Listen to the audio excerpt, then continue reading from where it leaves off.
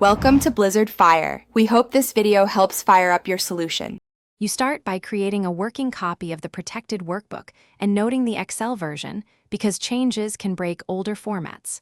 Once done, close all Excel windows and open the copy in a safe folder so you avoid corrupting the original. Make sure file extensions are visible. That lets you confirm. XLSX versus legacy formats.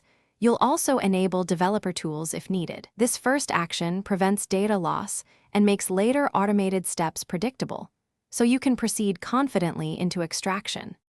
You rename the copy from XLSX to zip and extract the package because Excel stores sheet protection in XML files. Once extracted, open Workbook. XML and each sheet XML under /Excel/worksheets to locate protection attributes like sheet protection or workbook protection.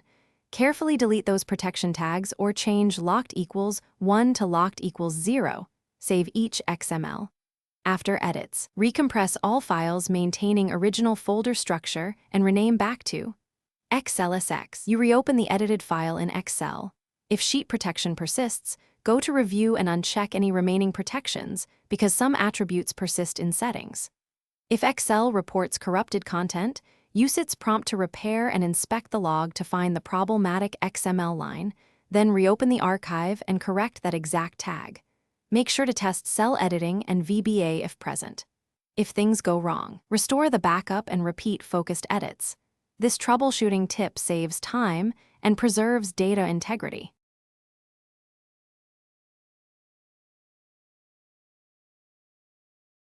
Thanks for watching. If you found this helpful, don't forget to like and subscribe.